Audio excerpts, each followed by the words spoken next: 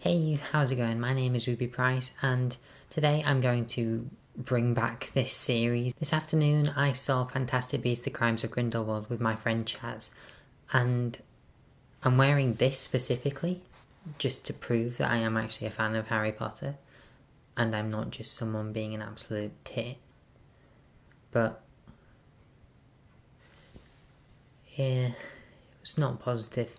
So this is a review of Fantastic Beasts: The Crimes of Grindelwald.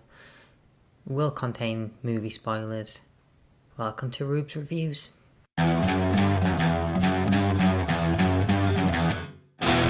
So, I enjoyed the first Fantastic Beasts movie. I thought it was a really good movie, give or take a few flaws, including one of its casting choices. That was written by J.K. Rowling and directed by David Yates. This one too was directed by David Yates and written by J.K. Rowling, which means that David Yates has now directed every movie in the Harry Potter universe since Order of the Phoenix. So he's he's found his style basically. He knows what he's doing. He's the person that's directed the most Harry Potter movies, and J.K. Rowling obviously wrote it. And this is her second movie screenplay that I'm aware of. So theoretically, the sequel to the Fantastic Beasts movie, The Crimes of Grindelwald, should also be really good, but it just wasn't. So I've spent the last half an hour listing the pros and cons of this movie, and I'm going to start with the pros because, let's be a bit positive, because it took me a while to find the pros. So, pros. Yes, the first thing that I mentioned is the creature design, because, again, the creatures in this Harry Potter Wizarding World film were amazing. I really, really enjoyed them. There was this Chinese cat creature thing, which I really enjoyed. It was cute, it provided some funny moments, and me and Chaz both awed at it. I can't even mention the creature design without mentioning baby Nifflers. Oh my god, they were so cute. The scene where Newt Scamander gets back to his house and the baby Nifflers have broken out was one of my favourite parts of this movie.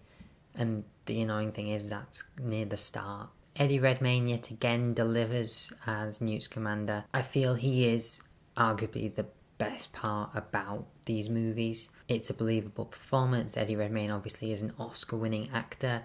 He's also a Razzie-winning actor for the worst performance of a year, but, we all make mistakes, including this movie. But yeah, Newt, again, is the same as the first movie. He's awkward, he's lovable, he's cute, he looks like Eddie Redmayne, for God's sake.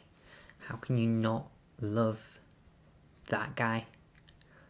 Oh, the things I would do to have some time alone with Eddie Redmayne, provided it was all consensual. Surprisingly, I actually enjoyed Jude Law as Dumbledore. When it was first announced, I didn't see it, but I think it's just down to how poor the rest of the movie is. Jude Law as Dumbledore is one of the highlights. I could see him as a younger version of the Dumbledore that we got in the latter 6 Harry Potter movies. There were some funny moments, laugh out loud funny moments, not just breathe a little bit harder through your nostrils funny moments. And they were mostly down to Dan Fogler, he was the funniest character in the first Fantastic Beasts movie. Easily when he's on screen, for the most part, there's going to be a joke coming on in Fantastic Beasts: Crimes of Grindelwald. Unfortunately, I feel as though he doesn't really get much of a chance to shine, but the times when we laughed, it was down to Dan Fogler. And this one's just a personal preference, but I really like the fact that they had the spoken spells back, because in Harry Potter movie lore, they've never really established silent spells. This is just coming from a Harry Potter nerd, but in book 6 of the Harry Potter book series, there's a lesson which actually teaches them about the silent spells, but that's never established in the Harry Potter movie world. And obviously they've been doing it, but because they've never really established it, it doesn't seem as though it should be the norm for what they're doing. And in Fantastic Beasts 1, I think there was maybe 3 spells that were actually spoken out loud, and at least 2 of them were done by Eddie Redmayne, Accio and Revelio. But I was quite happy that there was spoken spells in this movie. Having said that though, never heard anyone say Avada Kedavra, but saw a lot of people get killed by it. Me and Chaz were discussing after the movie, that's a spell you probably want to say out loud. But they're all the pros I could think of, so it's time to move on to the cons, unfortunately. Immediately, this movie starts off with awkward camera angles, shots of immediately up to the actor's face, looking at the screen. It happens in many scenes and it just feels awkward. I literally leaned over to Chaz at the start and was like, these are some really awkward camera angles. It was literally this. As well as that, the movie opens really dark and broody. One of the things that I really enjoyed about Fantastic Beasts 1 was that it was fun and light-hearted. It was dark at points, but it wasn't overall dark and broody. It just felt like it was artificial darkness because you've got this light and fluffy character in Newt Scamander, but everything is just dark. At one point, Dumbledore literally summons mist and fog so that they'll be walking through a dark street at night, and it just too much darkness, mate. Next to be filming it with the lights off. Now, this was a big point for me. Characterization. Jacob Kowalski, played by Dan Vogler, was a lot less likeable in this movie. It's almost as though they basically rewrote his character in between movies.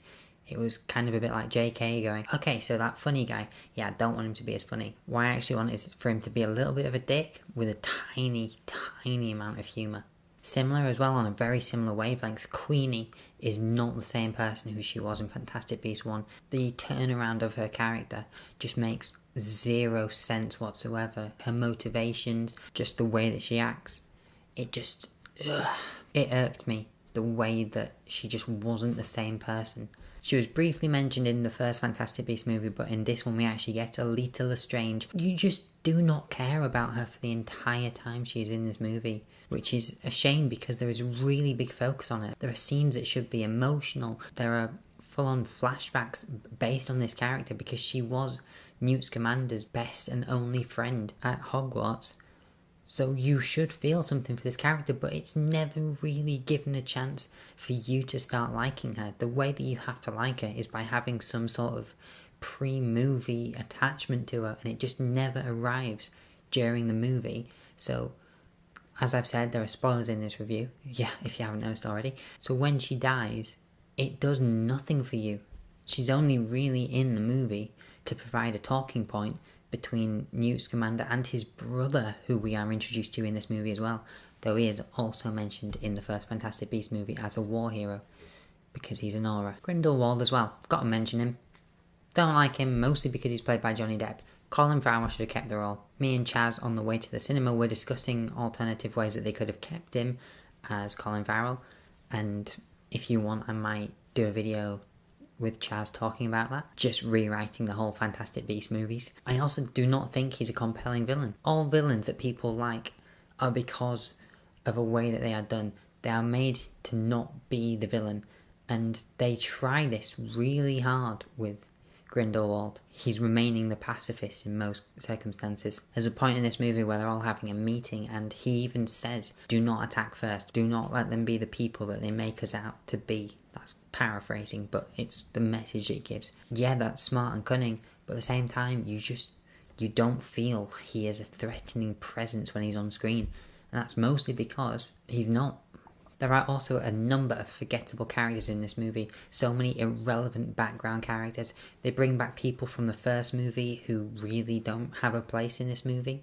And unfired Chekhov's guns characters. There's a ministry person who is sent to kill Credence, who confronts Credence, and there's a bit of a CGI throwdown, but after that you never really hear from him again, and it makes no sense because he just disappears. Another issue I have with this movie is that it is very predictable. There were many times during the film where something would happen on screen and I'd be like, okay, this is going to happen, and then a minute later, called it. An example that I would think of is in one of the scenes, Newt's Niffler arrives on screen, and I thought, ooh, okay, there's a shiny thing that Grindelwald is in possession of.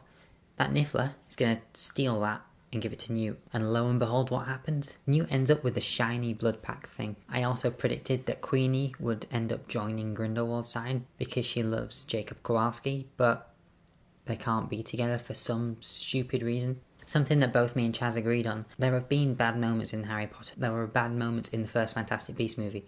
But Harry Potter has never been cringy. Full on, trying not to watch the scene that you're actually watching levels of cringy. But this Fantastic Beasts movie really does it. There's a scene where all the remaining main characters are stood in a circle jamming their wands into the floor in like some sort of big old showdown thing, and it's just cringy. It's cringy. I was sat there literally grimacing during this scene thinking, what have you done, JK? What have you done? Something that I praised the first Fantastic Beasts movie was that it set up a prequel without making too many references to the original source material. What Fantastic Beasts Crimes of Grindelwald does is completely disregard all that I said, and it just goes hell for leather with shoehorning unnecessary references in. You've got the character Nicholas Flamel, he makes an appearance, which does provide some funny moments, but he was unnecessary. You actually see the Philosopher's Stone, which was again unnecessary. The Mirror of Erised is in this movie, and I said this to Chaz afterwards, I do not like knowing what Dumbledore sees in the Mirror of Erised. It just feels wrong, because we never really get the right answer.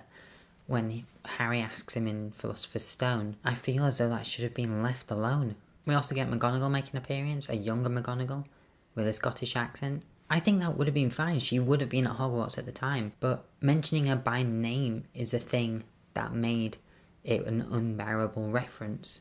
Just have her talking, the students obviously know who she is. You don't need to say, oh, go with Professor McGonagall.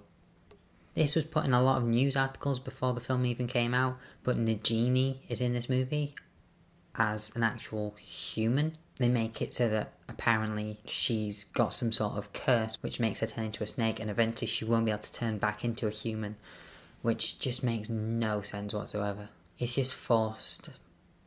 I don't know the term.